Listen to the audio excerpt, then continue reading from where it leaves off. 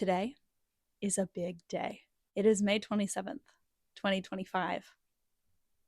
If you know what today is, well, you probably know what today is since you clicked on this video and saw the thumbnail and the title. But in case you weren't aware of what today is, you will soon find out. Barnes & Noble opens up at 10 a.m. and right now it is 9:45, so I need to leave ASAP. I'm wearing my Needful Things shirt today because I have to rep Stephen King, of course. I'm going to finish up getting ready here and then I will be headed out. I'm so excited. I can try not to get ahead of myself. Okay. The book's not even in my hand. Miranda, the book's not even in your hand. But I'll see you in a little bit when the book is in my hand.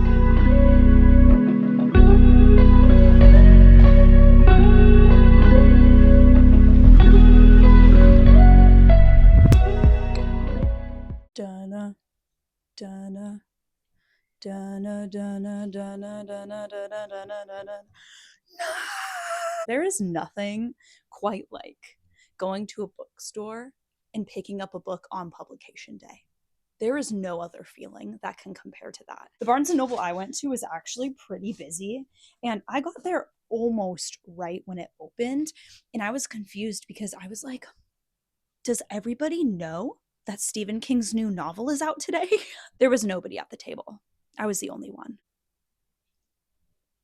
I'm obsessed with this cover. I think this is one of his best covers in a really long time. Well, I really liked Holly's cover a lot. There's just something about this. The scales of justice, the bloody blindfold, the fact that the woman holding the scales can't see the scales.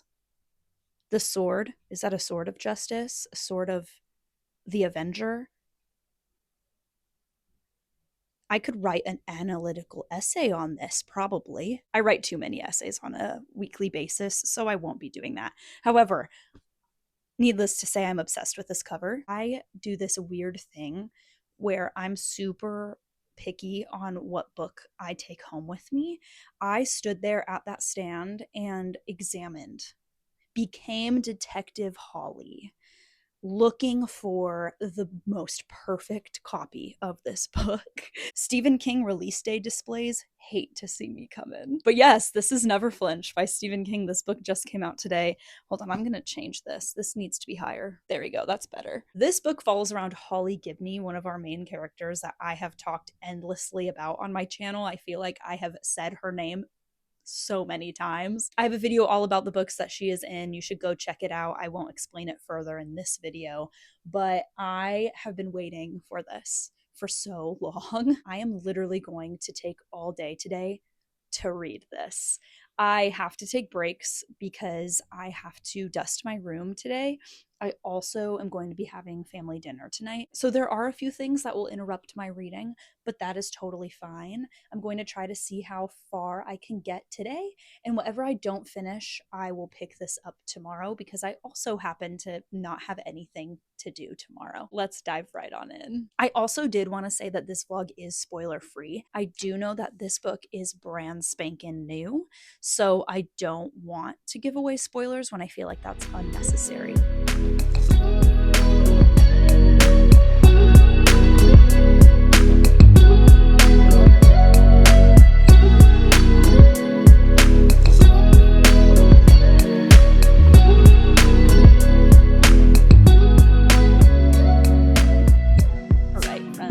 Page 13, so not very far at all. I don't know how this escaped me, but one of our main characters is Izzy, what's her last name? Izzy Janes. And if you've read the other Holly books, you know that Izzy Janes is a cop and she works every once in a while with Holly. They live in the same town, and it's a pretty small town. I didn't realize that Izzy is someone we follow around in this novel. I thought we were mainly focusing on Holly Gibney. And so that was fun to have her just kind of be randomly thrown in there. And I realized, oh my gosh, I know her too. So this letter in the back of the book, you can pause it and read it if you would like to, or you can look it up on Google. But we read this letter almost immediately. It's basically on page 1 of this book. And the detectives, the cops, are trying to figure out what they should do about it. We also meet right off the bat the person who wrote the letter, but I'm a little bit confused on the context as of right now of why. I don't understand his reasoning. And the letter he wrote is confusing to me. He even asks at the end, "Does that make sense to you?" It does to me, and that is enough. And my response to that is no. I don't understand what I just read. But I do love that Izzy and Holly are working together in this novel. I think that's amazing. And I'm excited to learn more about Izzy as well. She wasn't a huge part of the books previously, so I'm excited to see the difference between her work and Holly Gibney's work and just how they work together. I also know we haven't met a major character yet in this book. I'm only on page 13. I'm trying not to get ahead of myself. I'm not super far, so I'm going to keep reading.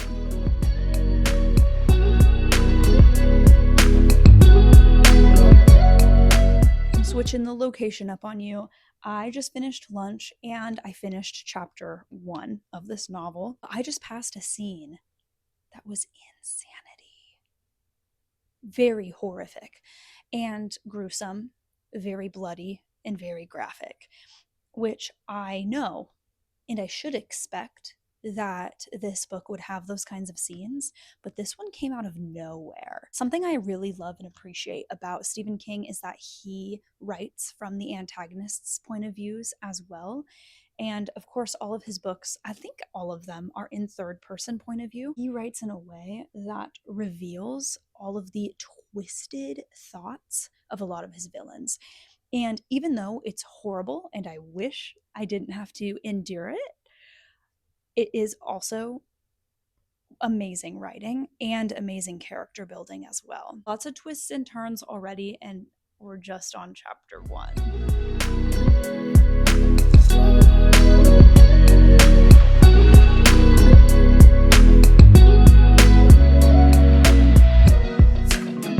All right, friends, it is 5 p.m. currently, and I feel like I should be so much further than 80 pages. What is this? I have been taking my sweet time, let me tell you. This story, first of all, I am very much enjoying it. Automatically, my first reaction to this story is it is a bit overwhelming with the characters. There are so many characters, and I know I've had multiple conversations on my channel about how Stephen King books tend to be very saturated with characters, but there are so many in this book. A lot of names that are dropped specifically that are a part of one thing, but then aren't a part of another thing. And so I'm still trying to piece everything together. I'm only 80 pages in, so obviously I have a lot more time. But that's my automatic reaction is there's a lot of characters and a lot happening, different timelines that we're following around, which I think Stephen King does amazing. He does a wonderful job with balancing timelines and popping in between characters, point of views, what's happening in one place and then what's happening in another. All of that he does a great job with. So that's not really my issue. And I wouldn't even say I have a big issue with the characters. It's just more confusing on the reader's end. I'm trusting the process though, and I know that it will all end up working out, or maybe not. The deaths in this book, pretty graphic. And I wouldn't say it's like Under the Dome or Needful Things graphic, but it is up there, especially for a detective novel. I was not expecting that. It is soon going to be dinner time, but I'm definitely planning on reading a lot tonight, especially considering I can sleep in tomorrow. However, all of that to say, I'm enjoying the first 80 pages. We got a lot left to cover.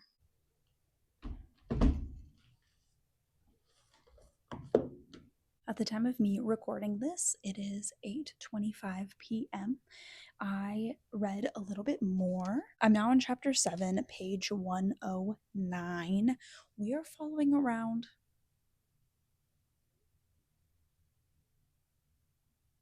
about 5 different Plot lines? There's a lot happening in this novel. A lot. Mystery gets deeper, more details are unfolding. They're beginning to piece together why the killer is doing what he's doing. But now there's another antagonist in the mix because really we have two whole different plot lines going on, but we're following around various characters and what they're doing in their lives and all that good stuff in each. So it's a lot to keep track of, but I feel like I'm doing an okay job. One of the big things I've noticed about this novel, and I'm only saying this because of all the criticisms other people had about Holly specifically, the book Holly by Stephen King, a lot of people think that that book was super political and very soapboxy.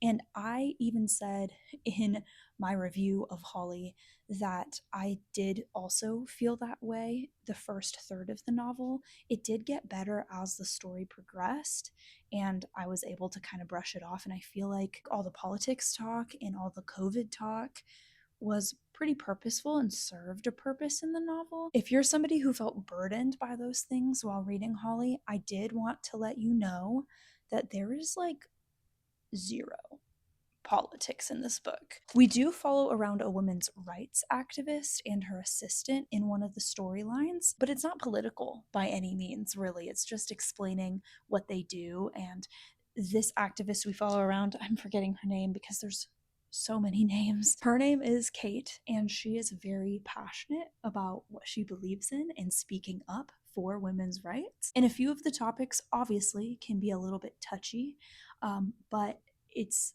a normal thing that I feel like everybody should talk about and form their own opinion on. And so it's not like Stephen King is shoving his own opinion down your throat, if that makes any sense. In Holly, it definitely feels extremely politically charged, some of the things he talks about, but in Never Flinch, at least so far, it's nothing like that. But since it is getting late, I need to work on some homework things, and then I'm going to start getting ready for bed. I will probably read another chapter or two before going to bed as well, and then I'll pick up where I left off in the morning.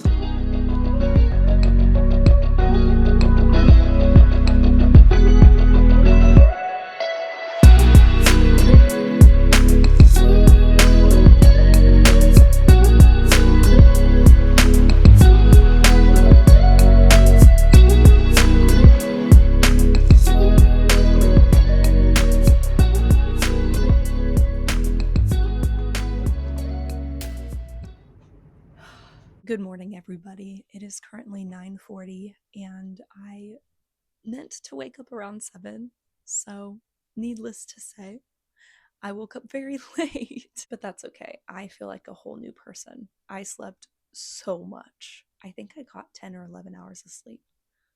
That's insane. But now it's time to lock in, okay? Everyone listening, I need to clean my room today. So here's what's going to happen. I'm probably going to start my day with cleaning, and then I have 2 major assignments due for school that I need to finish today. I'm going to do those, and then I'm going to spend the rest of my day reading. 24 hours later. I did not spend the rest of my day reading. Oh, hello. Good morning. It is currently 9:40 on Thursday, May 29th. I did not read very much. But on the flip side, I got everything done that I needed to get done. Homework ended up taking me much longer than I was anticipating, and also I had a few things come up that I wasn't expecting.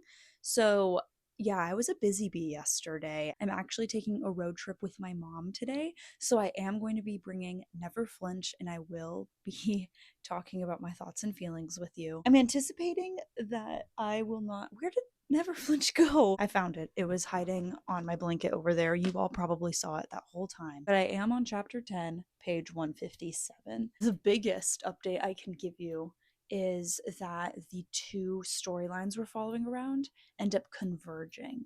And so now Holly Gibney, she is now a part of both storylines. I will continue to keep you updated even while I'm on my trip. I was hoping that I would be done with this book by now for sure, but that's okay. Life gets in the way of things sometimes, and that's a normal occurrence. I'm going to get ready right now. I have to pack still for my trip. It is just a little turnaround trip, so it's nothing crazy. And then I will get back to reading. So yeah, that's what I'm up to for today.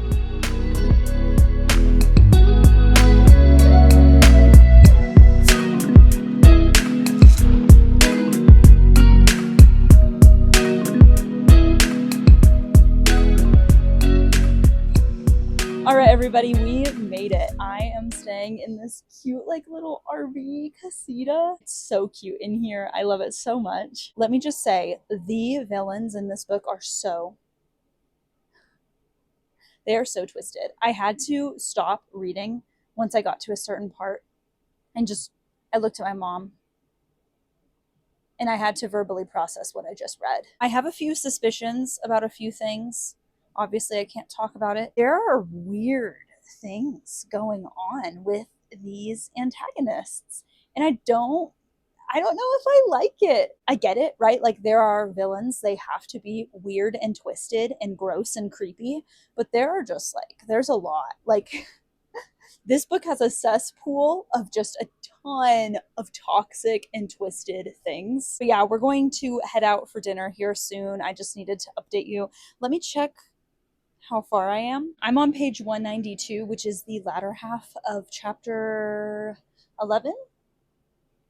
I think it said. I could be totally off. But yeah, that is where I am at. Weird things happening with the characters in this book. I need some time away from this story for sure.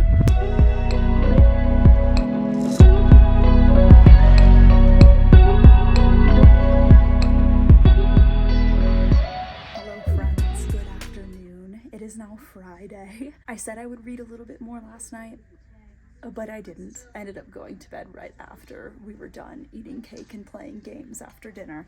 So now I'm here. We are hitting up a bunch of different thrift stores. And here's my rule of thumb about whether a thrift store is good or not. If they have a single Stephen King book, then it's a good thrift store. Every single thrift store that we've gone to so far today has not had any Stephen King books. However, I did find Project Hail Mary. Andy Weir is one of the only sci-fi authors I enjoy reading, so I'm definitely getting this one. I read The Martian by him and really enjoyed it. Also, books are so cheap here. This is normally $1, but everything is 50% off. So I only have to spend $2 on this thing. So I'm excited. If you've read this book, comment down below your thoughts and feelings about it. And yeah, I will hit you up later. Well, good evening, evening. It is 5:12 p.m. on Sunday, June 1st. It is raining and it is so beautiful outside, so I wanted to film a little bit out here. It has been a few days since I've updated the vlog. Life has been crazy, but we still push on. I'm not super far. I will be honest with you, this book has been kind of hard for me to read. And it's not necessarily the book itself, but just some of the themes and the things that Stephen King has brought up in here are just interesting. And here's my thing, right? At the end of the day, I usually read at night, and I have come to the point with this novel that I feel gross and creeped out when I pick it up at night. So honestly, the book is doing what it's supposed to do. It's doing a good job. It's really creepy. So lately at night, I just haven't been wanting to read this novel. I'm also a mood reader, so usually I'm reading multiple books at once, but I've been trying to trudge through this one just fully, and that's been a little difficult for me too. But I'm on page 251, specifically chapter 15. I can already tell that Izzy and Holly are on the cusp of finding out one of our villain's identities. Like, they are so close to finding him. The other villain gets a little weird and strange, and I don't want to say anything because once again it's spoiler free, but I just have some things, some concerns, if you will. One thing specifically I have been enjoying watching unfold and kind of getting to know and getting to explore in this novel is how celebrities interact with other people, because in this book we follow around a celebrity who is a women's rights activist named Kate. I don't remember if I said her name already, so I'm saying it again just in case. Her dynamics with her assistant and Holly are very interesting to read about. I would say that their dynamic is probably my favorite in this one, outside of Izzy Janes, the cop, and all of her fellow cops. I think that has been interesting as well. I will continue to read some more out in this absolutely beautiful rain. Everything's hitting the fan now. It's just getting very intense, as we should expect it to, right? Being a Stephen King novel and all. I believe I have about 100 pages left. So I'm hopeful, actually less than 100 pages, dang. I am pretty hopeful that I will finish this today. These characters, like Holly, first of all, is catching on to things without even realizing she's catching on to them. And then on the flip side, we have our two antagonists who have crossed paths with each other on multiple occasions. And it's all just coming to a head. Also, I did want to mention this on page, I literally have it bookmarked. I have a lot of things booked. I have a lot of things tabbed in this book, but one of these tabs, Stephen King calls the readers boo. He says, "It's so true, boo." And I giggled to myself. I said, "King, you're so funny. You're calling me boo." like literally. And if you have never read King's writing, you would probably be wondering, what the heck? Why would he ever do that? How could he even make that sound professional? And he just does. You just need to read it. He just does. Anyway, I'm gonna get back to, oh, that was a good eye itch. Woo! I'm gonna get back to reading, and then I will update you soon. This is massive. A lot like my feelings for Never Flinch. Oh, that's good. That's really good. Okay.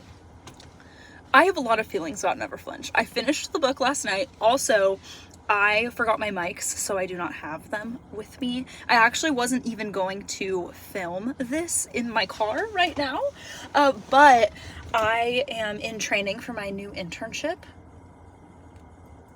Hence the scrubs. But we got an hour break that was unexpected. And so I figured, why not get some good coffee and talk to you about Never Flinch? I think that sounds like a wonderful way to spend my break. All right, the newest Stephen King novel. When I first finished the book, I had a lot of different thoughts. This is, I think, a 4.5. It doesn't feel like Stephen King's like normal 5 out of 5 books. And maybe that's unfair of me to say because it is a detective novel. So it obviously is different than his horror novels, right? So I can't use the same gauge when judging those two genres because they're different genres, right? I say this all the time. If you go to see a kid's movie, you cannot rate it on the same scale that you rate Shawshank Redemption. All these people who hate on the Minecraft movie, I'm talking to you, okay? If you went to see a cinematic masterpiece, you'll be disappointed. But if you went to have a good time with Jack Black, you got it.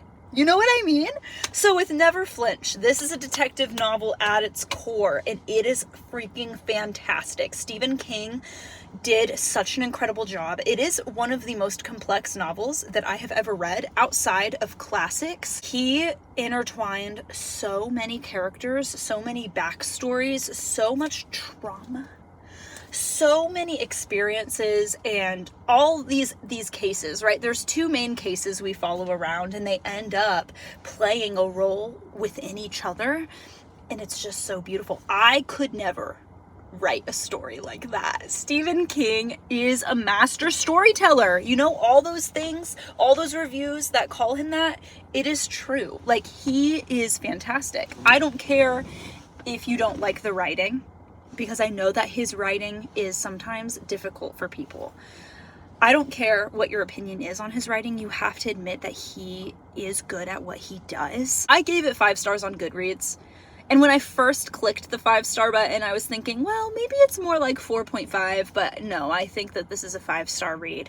I did have a few issues and hiccups along the way with reading it.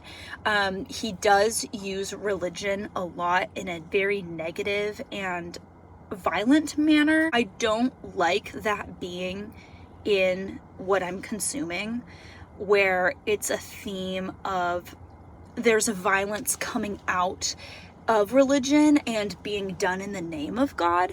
I know that it happens, so naturally Stephen King would incorporate it in his story because he incorporates a lot of current events within his detective novels lately.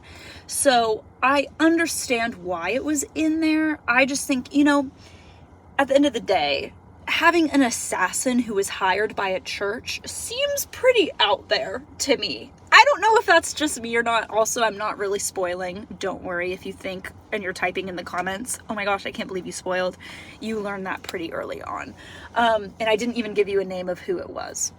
So don't worry, I got you. I just feel like that is a pretty big deal. I would hope and pray that many of the readers reading that will not think to themselves, oh my gosh, of course he's being hired by a church. Oh, yeah, of course this is happening. Of course, all churches must be like this. All churches must have this view on pro-life versus pro-choice. Because that assumption is obviously a dangerous one. I am a Christian. I love the Lord so, so much. I have had so many people assume things about me when I tell them that, right? You are probably even right now assuming things about me when I say that I'm a Christian, right? Because human nature is to assume. But at the end of the day, not all churches are like that. Not all people who believe in the Lord are like that. And so just to see so much, like not even just violence, just so much twisted behavior, so many things that are so wrong and so against the God that I know and love be done in the name of the Lord, that is what I kind of have an issue with. I know that that's like a deeply personal thing. Obviously, you can take that with a grain of salt. I'm not telling you to believe a certain way. I'm not telling you to think a certain way about that theme being present in this novel, but it is something that affected my reading experience. It did make the experience a little bit uncomfortable for me, as it should, right? As it should. The idea that there are churches out there who are causing so much violence, or that there are Christians who are saying, hey, what you're doing is wrong. I'm gonna go and protest and do nasty things in order to prove to you, or try to prove to you, that my point is true. That breaks my heart, that there are people who do these things in the name of God. When in reality, it's like, if Jesus was walking the earth right now, would he act that way? Interesting. But anyway, that's all I wanted to say. I'll wrap it all up. It did influence my reading experience, but at the end of the day, I think that that was purposeful. Right? It's like the politics in Holly, that was purposeful. This aspect in Never Flinch is purposeful. Stephen King wants us to think, wants us to really get to the root of, okay, I have a stance on something. Why do I believe this stance? Don't always follow blindly the leaders. Even the leaders in your church. Don't follow blindly the leaders in your government, right? He didn't even talk about that aspect of the government in this book, but it leads me to think about these things. Who am I trusting blindly? Who am I going to let influence me and impact me? I kind of have been talking for a really long time, and I didn't mean to.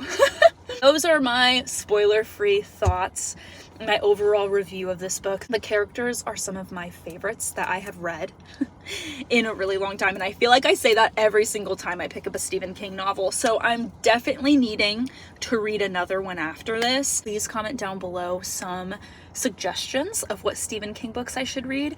I haven't read Cujo. I really want to read that one. I do need to continue with the Dark Tower series, but that just seems like too much for me right now, so I think I might step back. I really want to read Billy Summers. I also want to start reading more of his short stories, and more of his collections of short stories, because the only one I have finished in its entirety is If It Bleeds. So, that being said, if you have suggestions, if you have books by Stephen King that you really believe that I should read and that I need to read, please comment them down below. If you've read this book, also comment down below, please. Let me know your thoughts and feelings. I do want to make a review of Never Flinch, so keep your eyes peeled for that video as well. I was going to combine them into one, but I do think I'm going to publish this first, and then hopefully when I get even more of my thoughts together, I will make a review for it, both spoiler-free and spoilery. But yeah, that is all for Never Flinch. Fantastic. I would recommend this one. I would highly recommend this one. I liked it more than Holly. I really liked it more than Holly. Wow. It's a good book. Okay, anyway, I need to head back inside soon. Thank you all so much for watching and supporting me and watching this all the way through. Please let me know any comments, questions, concerns you have regarding Never Flinch, regarding Stephen King, regarding my life, whatever it might be. I would absolutely love talking to you. Please give this video a like if you enjoyed it. Subscribe if you have not already. And as always, I love you so much. Please be safe, make amazing choices, and I definitely will see you next time. Bye!